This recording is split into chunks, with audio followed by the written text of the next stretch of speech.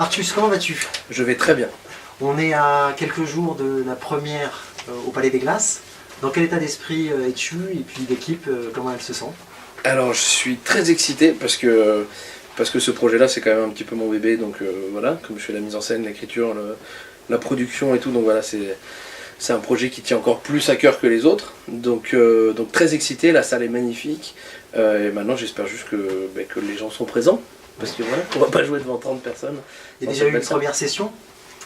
Il y a eu une première session au Feu de la Rampe, Ouais. au mois de mai, juin, juillet, avril, mai, juin, et après on a fait le Festival d'Avignon au mois de juillet qui s'est très bien passé aussi. Donc on touche du bois, on est sur une bonne lancée, mais il faut que ça continue. Est-ce qu'il y a des améliorations? Il y a eu des débriefings faits pour... Il y a eu plein de petits changements, parce que qui dit nouvelle salle dit nouveau plateau, nouvelle taille, donc voilà, on a dû réaménager un peu le décor, on a changé aussi la comédienne, voilà. Jane, la pute n'est plus la même. On est passé sur une pute blonde. Et non, donc voilà, donc elle a d'autres qualités, elle apporte d'autres choses. Donc voilà, on modifie les rôles un peu tout ça. Et puis surtout, c'est quelqu'un qui vient de la comédie musicale, donc on va la faire chanter. Donc ça va être beau. Très bien. En deux mots, le pitch, si tu peux me le refaire, même si tu es habitué. En deux mots, le pitch de la pièce. Billy, petit éleveur de cochons, qui se retrouve inscrit à un tournoi qui pourrait lire le nouveau shérif.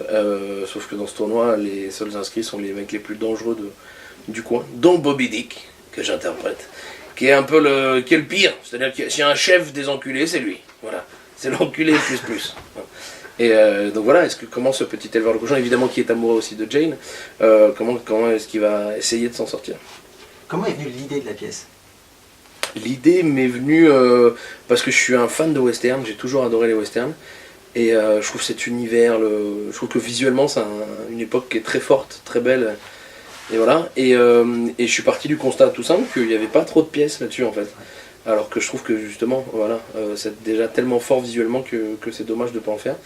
Et encore plus de pièces un peu débiles comme ça, un peu... Burlesque? Ouais, burlesque, dans l'esprit un peu des Robins des Bois, des Monty Python, on espère s'inscrire là-dedans, du Splendide, voilà, donc vraiment des pièces où ça nous fait marrer, on le fait, et voilà. Il n'y avait pas eu un sketch en télé en mode western? Ouais. Il y a eu un sketch à Montreux. D'accord. Montreux en fait c'était les préludes, un mot en près, de cette pièce, puisque j'avais déjà écrit la pièce et j'avais piqué ce bout-là, donc la scène du duel où le mec ne meurt jamais. Quelle émotion tu as sur scène? Est-ce que tu arrives à mettre des mots sur les émotions que toi tu ressens sur scène? Quelle émotion, c'est beau comme question, c'est profond. Est-ce que c'est du stress, de la concentration, non, c'est l'adrénaline? C'est pas du stress, parce que ouais, c'est plus de l'excitation. Moi je suis content voilà, je vais m'amuser quoi. C'est ouf de te dire que c'est mon métier, de me dire qu'à la fin du mois on me paye pour faire ce que je fais. Enfin voilà, moi je réalise toujours pas. Avant j'étais cuisinier, qui est un métier très dur, où on me payait beaucoup moins. Et maintenant on me donne plus pour faire un truc où j'ai pas l'impression de travailler. Des fois tu es obligé de te le redire, non?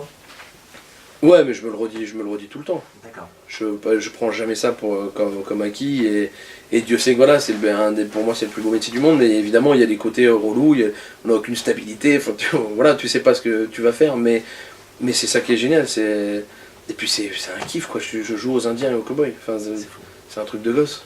Et de partager la scène, c'est un plaisir supplémentaire, et puis en plus de mettre en scène... Ah bah de partager la scène, c'est... La partager avec les gens avec qui je la partage, c'est un kiff total, parce que c'est les gens que j'ai choisis, c'est les gens qui me font confiance, qui me connaissent, que je connais, donc c'est des gens à qui je peux dire à la dernière minute, les gars on va changer, on va faire ça, et qui me disaient pas, non mais attends, je suis comédien, j'ai pas le temps d'apprendre mon texte, qui me disent vas-y on te suit, on s'en fout. Quel beau nom, cool, c'est hyper, il avait une. Ouais. Est-ce que tu as des souvenirs du collège ou des années où tu as été Alors, les collèges, parce que ouais. On m'a demandé de partir de 1 ou 2, donc non, je me suis fait virer du collège de Saint-Jean-de-Védas. Et les collèges Jacob, après j'étais censé être dans un collège, genre le truc le plus strict de Montpellier, qui s'appelait le cours Alphonse Daudet, et qui était censé être voilà, celui qui serre le plus la ceinture, et je crois que j'ai jamais autant foutu le bordel que là-bas, parce qu'en vrai il n'y avait rien. Et voilà, et un jour j'ai volé les clés du lycée, que j'ai caché, alors c'était tellement un petit truc qu'ils avaient apparemment un seul trousseau, donc je sais que ça a foutu un bordel monstre, parce que je pensais voilà, faire juste une vanne, et en fait c'était la panique, il n'y a plus les clés, ah oui d'accord, donc il y a un seul trousseau. Et voilà. Mais ma mère n'a jamais, je lui ai avoué il n'y a pas longtemps que c'était moi. Ah, très Elle m'a bien. défendu, c'était trop mignon, ça m'a fait briser le cœur. Mon fils peut être insolent, mon fils peut faire des bêtises, ça je suis d'accord, mais mon fils un voleur, jamais. Jamais. Et moi j'étais là, non maman tu peux pas dire ça, j'ai envie de pleurer, parce que c'est moi. Et à quel moment tu bifurques sur la cuisine, À quel moment je à bifurque? quel âge? Bah assez rapidement parce que comme c'était une passion, comme voilà je savais que je voulais faire ça, je suis parti en bac pro tout de suite après parce que c'est après la troisième je pense, non oui c'est ça, pour la troisième. Ouais, bah lycée peut-être. Oui voilà, Oui, c'est ça, lycée professionnel.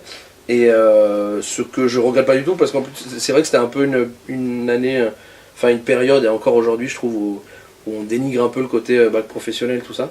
Alors qu'au final, je suis très content parce que quand je suis sorti, mine de rien, de ce bac pro, j'étais le seul parmi tous mes potes à avoir du taf et à bosser. Donc voilà, tous ceux qui avaient fait des bacs généralistes, qui partaient dans des études où ils savaient même pas où ils allaient, ils bossaient pas.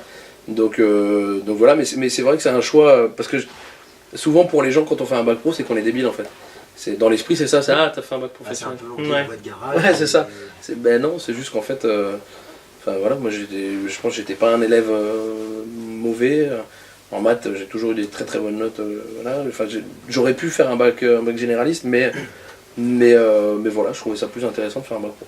Alors qu'ils en pensent justement sur des émissions de télé qui revalorisent les métiers manuels, meilleurs pâtissiers ou autres, top chef. Ah, ben moi j'adore, elles ont fait beaucoup de bien. Maintenant, faut arrêter, parce que faut vraiment, c'est usé. là ça y est, je crois qu'on a fait le tour. Hein. Le meilleur pâtissier, les mains dans le dos. Le meilleur cuisinier, plus beau gâteau. cloche-pied. Enfin, il y a vraiment, ouais, c'est bon, on a tout fait quoi. Toutes les chaînes s'y sont mises. Est-ce que tu as des envies artistiques à cette période-là? J'ai toujours fait, en parallèle à ça, à la cuisine, j'ai toujours fait de l'impro, du théâtre, beaucoup d'impro. Et c'était vraiment voilà, mon défouloir. Mais en fait, c'est bizarre, moi je me disais que c'était impossible d'en faire son métier, que c'était des métiers, voilà, enfin il y a tellement d'appelés et tellement peu d'élus que voilà, je me suis dit, C'est pas pour moi. c'est un hobby quoi. C'est comme quand je faisais du rugby, j'ai jamais envisagé de devenir rugbyman. Moi j'avais des potes qui envisageaient de devenir rugbyman. Et pour moi c'était, mais non, c'est pas des métiers ça. Enfin c'est pas des métiers dans le sens où c'est impossible de gagner bien ta vie là-dedans.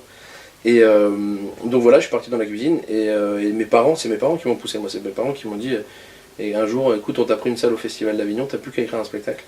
Ah oui, c'est ça. Donc voilà, moi c'est l'inverse. En général, j'ai dû me battre contre mes parents.